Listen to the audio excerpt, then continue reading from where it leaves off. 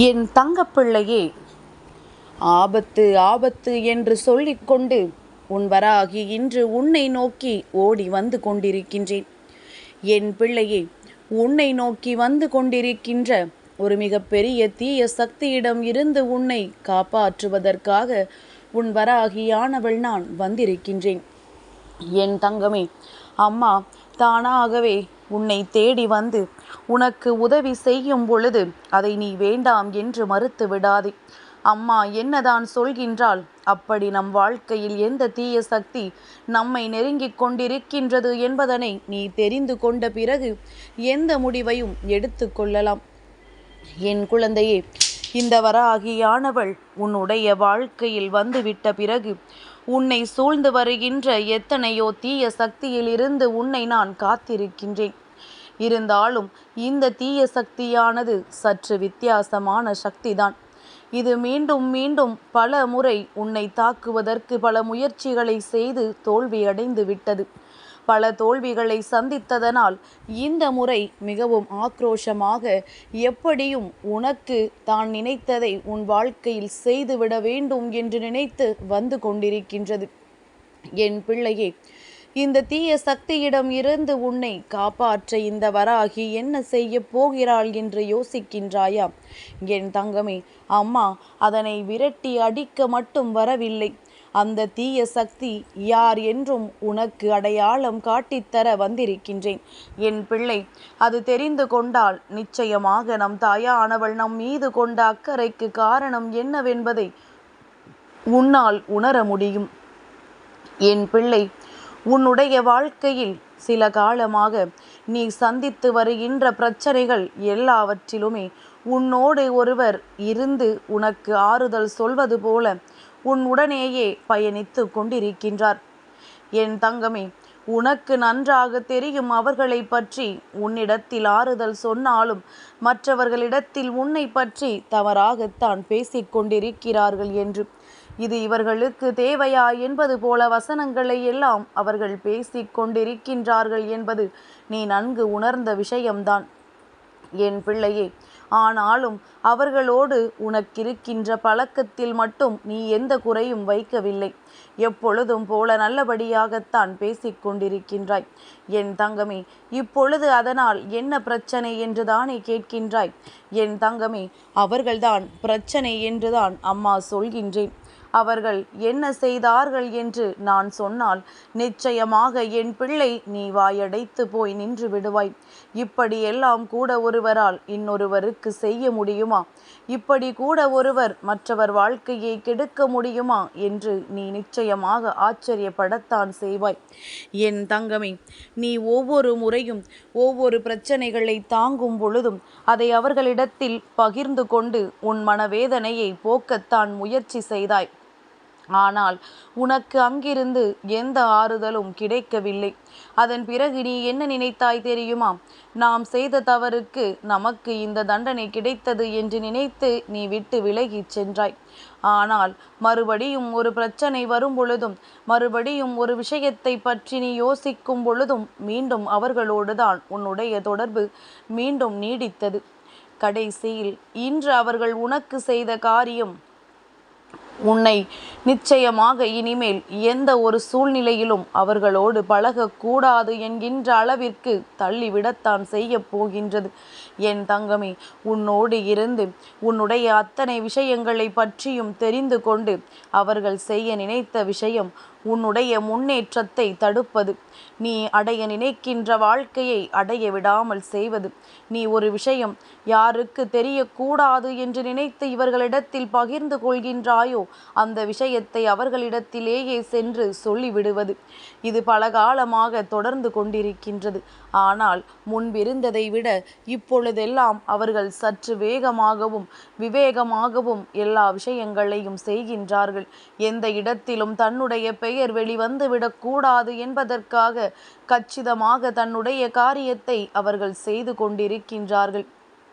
என் பிள்ளையே, அப்படி அவர்கள் செய்த விஷயம் என்ன தெரியுமா? நீ எந்த ஒரு விஷயம் உன் வாழ்க்கையாக மாறும் என்று நினைத்து காத்து கொண்டிருந்தாயோ, எந்த ஒரு விஷயத்திற்காக இத்தனை நாட்களும் நீ போராடி கொண்டிருந்தாயோ, அந்த விஷயம் இத்தனை தாமதமானதற்கு காரணமே அவர்கள்தான் என்று நான் சொல்கின்றேன். என் தங்கமே, அவர்கள் அதற்கு மெனக்கெட்டு செய்த விஷயங்கள் ஏராளம். அதில் தன்னுடைய முனைப்பை அதிகமாக செயல்படுத்தி எப்படியும் உனக்கு இது கிடைத்துவிடக் கூடாது, அவர்கள் முன்னிலையில் நீ சந்தோஷமாக இருந்துவிடக் கூடாது என்பதில் அவர்கள் அத்தனை உறுதியாக இருந்திருந்தார்கள். அதனாலோ என்னவோ இத்தனை விஷயங்களையும் உனக்கு செய்வதற்கு அவர்கள் துணிந்து விட்டார்கள். அவர்கள் உன்னை பற்றி தவறாக சொல்லியதோடு மட்டுமல்லாமல், இவர்களோடு இந்த விஷயம் கிடைக்கிறது என்றால் இவர்களால் அதை சரியாக பார்த்து கொள்ள முடியாது, எந்த திறமையும் இவர்களுக்கு இல்லை என்று உன்னை பற்றி தவறாக சித்தரித்து விட்டார்கள்.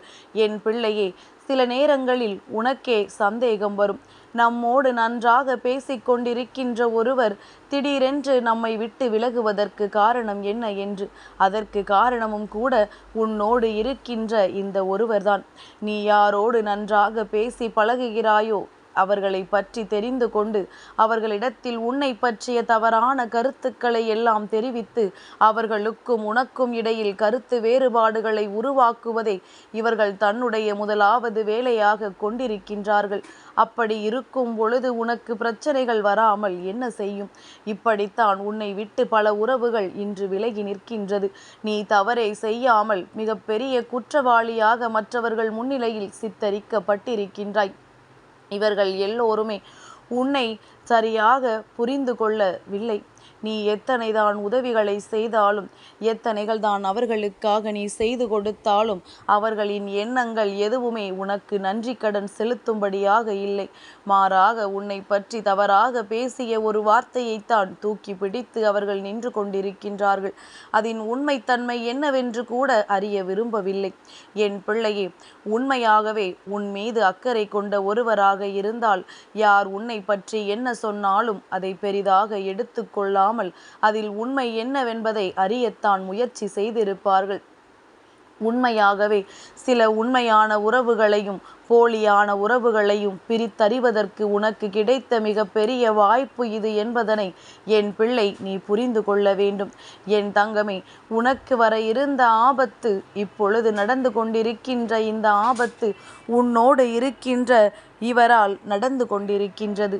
என் பிள்ளையே, இவர்கள் உன் வாழ்க்கையில் ஏற்படுத்திய இந்த பிரச்சனையினால் நீ சில விஷயங்களில் இன்னமுமே மீண்டு வர முடியாமல் இருக்கின்றாய்.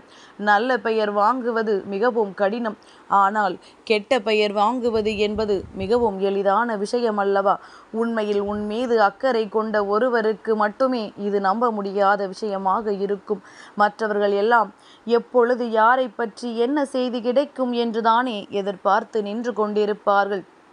என் குழந்தையே, இந்த சூழ்நிலையை நீ தவறாக புரிந்து கொள்ளாமல் சரியாக உனக்கானதாக மாற்றிக்கொள்ள வேண்டும். அப்படியானால் என் பிள்ளை நீ என்ன செய்ய வேண்டும்? என் தங்கமே, இந்த நேரத்தில் நீ நல்லவர்களையும் கெட்டவர்களையும் பிரித்தறிந்து உனக்கு தெரிந்து கொள்வதற்கு நல்ல வாய்ப்பினை உன்னோடு இருக்கின்ற இந்த ஒருவர் ஏற்படுத்தி இருக்கின்றார். அவர் நினைத்தது உன் மனதை காயப்படுத்த வேண்டும், உன்னுடைய வாழ்க்கையில் முன்னேற்றத்தை தடுக்க வேண்டும் என்று. ஆனால் உண்மையில் அவர் உனக்கு செய்த காரியம் மிகவும் நல்ல காரியம். நீ எல்லோரையும் தெளிவாக புரிந்து கொள்ள தொடங்கிவிட்டாய். யார் யார் எப்படிப்பட்டவர்கள் என்பதனை உணர்ந்து கொள்ள நீ தொடங்கிவிட்டாய். இனிமேலாவது இந்த வாழ்க்கையில் உன்னை சுற்றி நடக்கின்ற விஷயங்கள் எல்லாம் உனக்கு நல்லதை கொடுக்கும் என்று எண்ணாமல் எல்லாவற்றிலும் சற்று கவனம் உனக்கு அதிகமாக இருக்க வேண்டும். யார் யார் எப்படிப்பட்டவர்கள் என்கின்ற புரிதல் என் பிள்ளை உனக்கு இருக்க வேண்டும். மற்றவர்களை பற்றி கவலைப்படாமல் உன் வாழ்க்கையில் உனக்காக என்ன செய்ய வேண்டும் என்பதை பற்றி முதலில் சிந்தித்துவிடு. என் பிள்ளையே, அடுத்தவர்களுக்காக வாழ்ந்து இங்கு எதுவும் உனக்கு கிடைக்கப் போவதில்லை. அவர்கள் குறைந்தபட்சம் அந்த நன்றிக்கடனையாவது உனக்கு செலுத்தி இருந்தால் அது உன் வாழ்க்கையை நல்லபடியாக மாற்றியிருக்கும். அதுவும் இல்லாமல் என் பிள்ளை, உன்னை வீழ்த்த நினைத்தவர்கள் முன்னிலையில் என் குழந்தை இனி ஒரு பொழுதும் நீ இறங்கி சென்று நின்று விடாதே.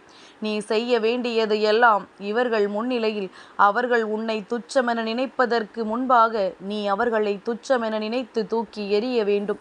இந்த வாழ்க்கையில் உனக்கென இருக்கின்ற அத்தனை விஷயங்களையும் நீ சரியாக பெற்றுக்கொள்ள வேண்டும்.